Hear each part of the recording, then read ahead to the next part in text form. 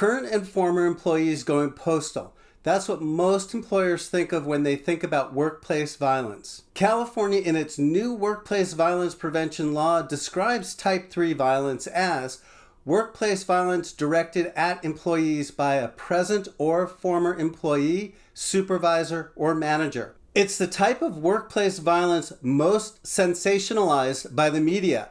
Shootings like the one on the farm in Half Moon Bay, California, and the Walmart shooting in Chesapeake, Virginia, garner national attention. But here's the thing, it's one of the easiest source types of workplace violence to prevent. And here's why.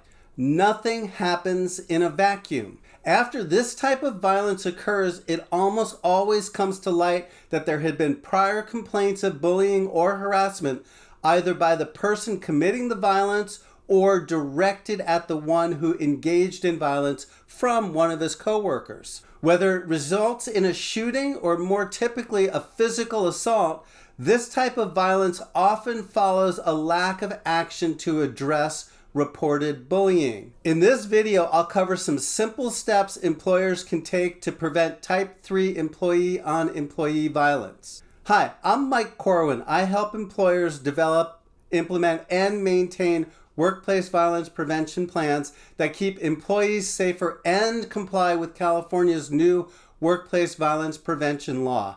I spent 30 years conducting civil and criminal litigation investigations where I saw firsthand the tragic consequences from violence. Through this work, I learned how violence happens and how it can be prevented. And in order to be effective at my work, I had to learn to keep myself safe while working in some very dangerous places and environments. California employers have to comply with the requirements of the new workplace violence prevention law by July 1, 2024. I've got a great tool to help you get the process started. It's my free workplace violence prevention checklist. Just click on the link in the description below. Conventional wisdom says that employers need to fear employee-on-employee violence when a worker is fired. That the financial strains of losing his job puts the soon-to-be ex-employee over the top. The violence happens because the person just snapped without warning. There's even consultants that profile the person most likely to snap from the stress of losing his job. They cite alcoholism and drug use, isolationist tendencies, getting behind on bills, and going through a divorce or other stressful familial issues as clues for employers to recognize when firing someone will lead to violence. But let's be real. How many people show up to work day in and day out who 1, drink too much, 2, keep to themselves, 3, fall behind on bills, or 4, are going through a divorce, who would never attack a coworker even when fired? A whole lot. To be sure, firing someone can have risks, but for the most part, it can be done in a way that minimizes the risk of violence. Being empathetic to a person's situation can go a long ways to reducing that risk. But most employee-on-employee violence is not related to someone being fired. Here are some specific steps that you can take to prevent the majority of employee-on-employee workplace violence. Ask your employees.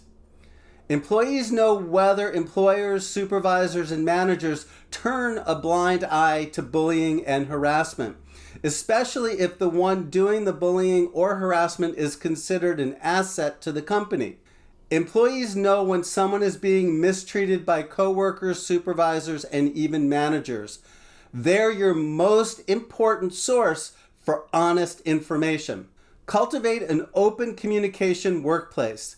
Silence in the workplace does not help when it comes to preventing workplace violence. Employees need to feel that it is safe to report harassment, bullying, or threats of violence.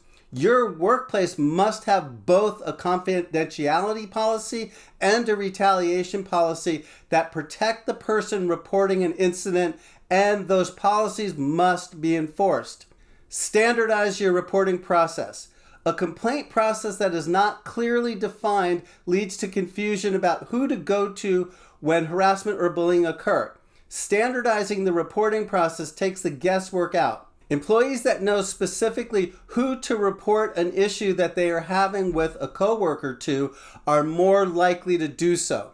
Standardize your investigation process. Once a complaint is brought forward, then action must be taken.